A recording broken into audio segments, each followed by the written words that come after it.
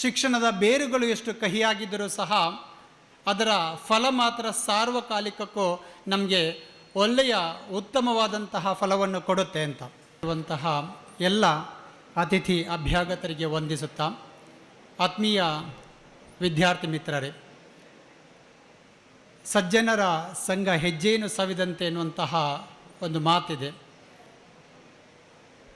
ಅವಿನಾಶ್ ಶೆಟ್ಟರು ಒಬ್ಬ ಸರಳ ಸಜ್ಜನಿಕೆಯ ವ್ಯಕ್ತಿ. ಬಹುಶಃ ಅವರ ಸಹವಾಸದಿಂದ ನಾನು ಇವತ್ತು ಇಷ್ಟು ದೊಡ್ಡ ವೇದಿಕೆಯಲ್ಲಿ ಬಂದು ನಿಂತುಕೊಳ್ಳುವಂತಹ ಒಂದು ಅವಕಾಶ ನಮ್ಮ ಪಾಲಿಗೆ ಒದಗಿದೆ. ಆತ್ಮೀಯ ವಿದ್ಯಾರ್ಥಿ ಮಿತ್ರರೇ, ಶಿಕ್ಷಣ ಅಂತ ಹೇಳಿದರೆ ಜ್ಞಾನವೆಂಬ ಮರದಿಂದ ಹಣ್ಣನ್ನು ಸಂಗ್ರಹಿಸಲಿರುವಂತಹ ಒಂದು ಏಣಿಯೇ ಹೊರತು ಅದುವೇ ಹಣ್ಣಲ್ಲ. ತಾವೆಲ್ಲ ಸ್ಕೂಲ್ ವಿಭಾಗದಲ್ಲಿ PUC ವಿಭಾಗದಲ್ಲಿ ವಿದ್ಯಾಭ್ಯಾಸವನ್ನು ಮಾಡ್ತಾ ಇದ್ದೀರಿ. ನಾವು ಒಂದು ಏಣಿಯನ್ನು ಹತ್ತಬೇಕಂತ ಹೇಳಿದರೆ ಎಷ್ಟು ಕಷ್ಟವನ್ನು ಪಡ್ತೇವೋ ಅದರ ಪ್ರತಿಯೊಂದು ಸ್ಟೆಪ್ಪನ್ನು ಹತ್ತುವಾಗ ಎಷ್ಟು ಕಷ್ಟ ನಮಗಾಗತ್ತಾ, ಅದೇ ಥರ ಹತ್ತಿಕೊಂಡು ಮೇಲೆ ಹೋದಾಗ ಒಂದು ಥರದ ಸಂತೋಷ, ಖುಷಿ, ರಿಲ್ಯಾಕ್ಸ್ ನಮಗೆ ಸಿಗುತ್ತೆ. ಅಂತಹ ಒಂದು ಖುಷಿ ಖಂಡಿತವಾಗಿಯೂ ಸಹ ನಿಮಗೆ ವಿದ್ಯಾಭ್ಯಾಸದ ಪ್ರತಿಯೊಂದು ಮಜಲುಗಳನ್ನು ಹತ್ತಿಕೊಂಡು ಹೋಗುವಾಗ, ಅದರ ತುದಿಗೆ ಹೋದಾಗ ಖಂಡಿತ ನಿಮಗೆ ಸಿಕ್ಕೇ ಸಿಗುತ್ತೆ.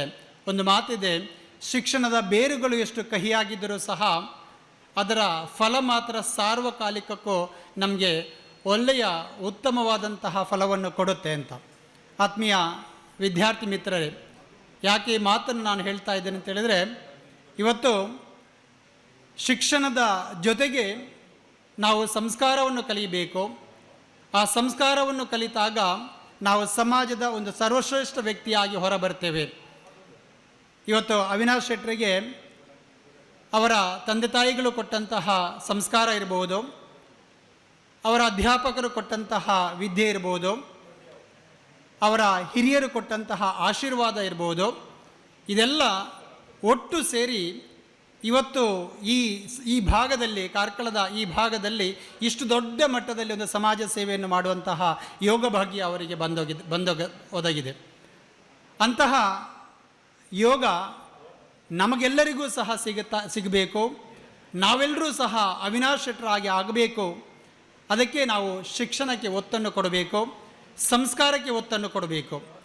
ಇವತ್ತು ಅವಿನಾಶ್ ಶೆಟ್ಟರು ಒಂದು ದೊಡ್ಡ ಕುಟುಂಬದಿಂದ ಬಂದವರಲ್ಲ, ಶ್ರೀಮಂತ ವರ್ಗದಿಂದ ಬಂದವರಲ್ಲ.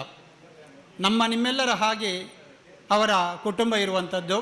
ಆದರೆ ಅವರ ಜೀವನದ, ಅವರ ದುಡಿಮೆಯ ಬಹುಪಾಲು ಹಣವನ್ನು ಹಾಗೂ ಅವರ ಸಹಪಾಠಿಗಳ ಒಂದು ನೆರವು, ಇದೆಲ್ಲವನ್ನು ಒಟ್ಟು ಸೇರಿಸಿ ಈ ಭಾಗದ ಜನರಿಗೆ, ಈ ಭಾಗದ ವಿದ್ಯಾರ್ಥಿಗಳಿಗೆ, ಅದು ಸಹ ಸರ್ಕಾರಿ ಶಾಲೆಯಲ್ಲಿ ಓದುವಂತಹ ವಿದ್ಯಾರ್ಥಿಗಳಿಗೆ ಇದರ ಸವಲತ್ತನ್ನು ಕೊಡಬೇಕು. ಆ ಮುಖೇನ ಗ್ರಾಮೀಣ ಭಾಗದ ವಿದ್ಯಾರ್ಥಿಗಳನ್ನು ಮೇಲಕ್ಕೆತ್ತಬೇಕು, ಅವರಿಗೊಂದು ಒಳ್ಳೆಯ ವಿದ್ಯಾಭ್ಯಾಸದ ದಾರಿಯನ್ನು ತೋರಿಸಬೇಕೆನ್ನುವಂತಹ ಒಂದೇ ಒಂದು ಕನಸನ್ನು ಇಟ್ಕೊಂಡು ಇಷ್ಟು ದೊಡ್ಡ ಮಟ್ಟದಲ್ಲಿ ಲಕ್ಷಾಂತರ ರೂಪಾಯಿ ಹಣವನ್ನು ಎಲ್ಲ ಕಡೆಯಿಂದ ಸಂಗ್ರಹ ಮಾಡಿ ಇವತ್ತು ವಿದ್ಯಾರ್ಥಿಗಳಿಗೆ ಕೊಡುವಂತಹ ದೊಡ್ಡ ಮಟ್ಟದ ಕೆಲಸವನ್ನು ಮಾಡ್ತಾ ಇದ್ದಾರೆ. ನಾವೆಲ್ಲರೂ ಸಹ ಅವರ ಈ ದೊಡ್ಡ ಸಮಾಜ ಕಾರ್ಯಕ್ಕೆ ನಾವು ಅವರ ಹಿಂದೆ ನಿಲ್ಲಬೇಕಂತಹ ಖಂಡಿತವಾಗಿಯೂ ನಿಲ್ತೇವೆ. ವಿದ್ಯಾರ್ಥಿಗಳೇ, ನಿಮ್ಮಲ್ಲೂ ಸಹ ಒಂದು 10 ಜನ ಅವಿನಾಶ್ ಶೆಟ್ಟರ ಆಗಿರುವಂಥ 10 ಜನ ಹುಟ್ಟಿ ಬರಬೇಕು. ಅವರು ನಮ್ಮೆಲ್ಲರಿಗೂ ಸಹ ಪ್ರೇರಣೆಯಾಗಬೇಕು. ನಿಮ್ಮ ಬದುಕು ಉಜ್ವಲವಾಗಲಿ, ಎಲ್ಲರಿಗೂ ಸಹ ಒಳ್ಳೆಯದಾಗಲಿ ಅಂತ ಹೇಳ್ತಾ ನನ್ನ ಮಾತನ್ನು ಮುಗಿಸ್ತೇನೆ.